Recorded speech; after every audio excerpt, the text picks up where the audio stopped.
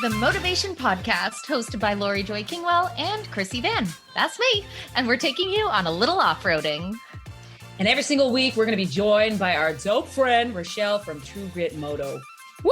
Hey, I floss. And every week, we are going to ask each other stupid questions, and we're going to answer them. And why, you may ask? Because we can. All right, this is your motivation. Off-road edition. What is an irrational fear you have? I have more than one. Hit us with it. So since I was little, I have had recurring dreams of standing in a field of high tension towers, like electricity, massive towers. And nothing happens to me. I just hear the hum of the electricity. And so if I get too close or can hear if I'm on a service road, like a forest service road, they normally have rickety infrastructure and you can hear that buzz or that snap and crackle. It just sets me in such a terrible feeling. I have no idea why though. Oh my goodness. Super irrational. No idea. I don't know that I want to dig and figure that out. Do you get, if you're camping and people have those like electric fly swatters, are you ever just like, son of a, when it's like, is it close? I just want to know what I should do as a friend next time we're camping and not do. I can't say I've ever camped with someone that's like, let's plug in the electric fly swatter, which Get ready. I could see them being. Get ready. I'll tell you that much. Friends are for. Made of my nightmares. So that's like my primary weird one. Okay. Shell, how I get that though. I get that. I don't know if it's irrational, but I have a hard time being in water because I always think something's going to touch my foot. Oh yeah, we talked about that one at the like pools. I'm all good. Pools, I'm all good. Unless something actually touches me in a pool, then I'm out of there. Like, what about another foot? Like, what about another foot? So I'm just like, oh, what do you mean, like a dead one, or like people that? No, why is a dead person in a pool? Why are they? Like another foot? Oh, you mean like we're standing there having a good time and like somebody's foot caresses mine? Yeah. No, I wouldn't be into it. No, you're right. I never even thought about that. No, I don't. Don't touch. Just stop. Just get out of here. I can't. One noodle away. No, yeah, that is the rule. I'll do a noodle, sure, but I'll still freak a little. And then as soon as I know it's a noodle, I'm good. But no way, man. You see me in a river or in the water, I'm in, I'm out. Can't do it. In fairness, that's so justified. If you've ever seen what river monsters lurk below, that's an accurate fear. Right. Ooh. Okay, mine. I was a kid, fell asleep. We were at a family friend's house. I fell asleep downstairs on the sofa by myself, and I awoke on a big screen TV to a vampire movie, like a serious vampire movie. And I was just like, "What's happening?" And it got real scary real quick. And then I went to go upstairs and somehow the door was locked. And long story short, just terrifying. I had nightmares for like a year and some afterwards of these certain scenes in this vampire movie. I can still see it in my mind's eye. So even as a teenager and even somewhat as an adult, I would have to make sure if it was a hot night, even just a sheet above covering my neck. Because genuinely terrified a vampire was going to come and get me, even though everything in my brain knows that that's not real. Sure is every time the lights go down, suddenly it is. But here's the other thing that's so ridiculous. If there was a vampire, there's no way they're peeking up in the bed and being like, oh, son of a bitch, she's got the sheet. She's got the sheet. You never know. Son They of might a sense. son of a bitch. She has But I the do sheet. know I'm next done. gift. Garlic. Bulbs of garlic. That's what you're getting next birthday. I'm telling you. So just Maybe you should watch Dracula Dead and Loving It, and then it would just change everything for you. maybe. I watched Buffy the Vampire So Slayer, good. and that ended up because I was like, yeah, I'm cool. I can do this. And that ended up giving me nightmares too. So You can't do it. but I was about probably 10 years I've been vampire free. Not tonight. Not that I've talked about it. It's Watch out. back. Yeah, Dave kisses my neck. Just a roundhouse. Just boom. That's not Vampires the spot to go for, Anonymous? Dave. Yeah. It has been a year and 2 months since I have been encountered with a vampire movie. Where's my cake? What is the dumbest way you've been injured? I don't even know. I feel like they're all so stupid. Oh, dumbest injury. This is a good one. I was riding my bicycle when I was little, And I was watching everybody take these jumps off of this like weight thing for trucks in a gravel pit. And I was watching people do these jumps, boop, boop. And I thought, I can do that. And so I went off going real slow. And all it did was land in my crotch. Oh! Ouch. And that was it. I like couldn't walk for days because I couldn't even get up. And they were like, what is the matter with you? And I was just like, I honestly don't even know.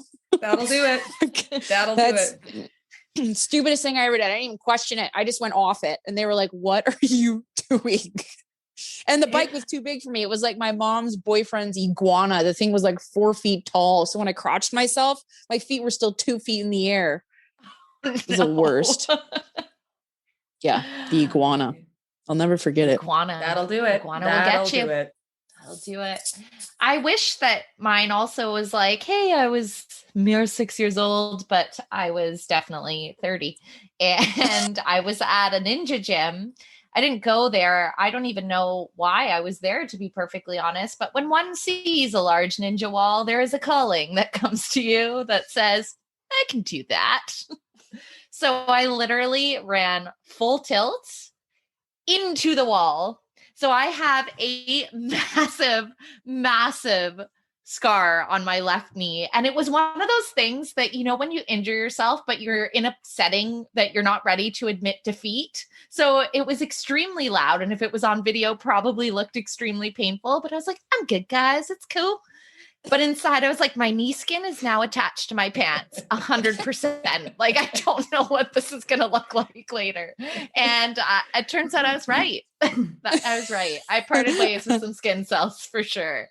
And had a super fat ankle as well. So moral of the story, I am not American Ninja Warrior material. Oh. Richelle, your crotch one, this is what I say, where you're like, how do you even choose? It immediately sparked the memory of did you guys ever go houseboating on yes so we had like Shuswap. Yes. Yeah. And so we had about 14 of us gals that went for like a few years in a row, and I was a heavy drinker at this time and got just like absolutely wrecked. And there was a big dance on top, a big disco dance, whatever, on top of one of the boats. And one of my girlfriends, we still laugh about this because she was behind me and we were walking to go down the little stairs or whatever. And I was so drunk and my mind was a little bit delayed behind me. And I remember thinking, there's steps there. And my body kept just walking as if it was the same level ground. And I thought, oh no, because I knew what was happening. And I just walked off it like a plank. I just walked off it. And I remember hearing my girlfriend Jessica behind me go, oh no. And I landed on the pole, the hand railing and straddled it and like bruised up. And I didn't remember it till the next day. I was like, why am I so sore?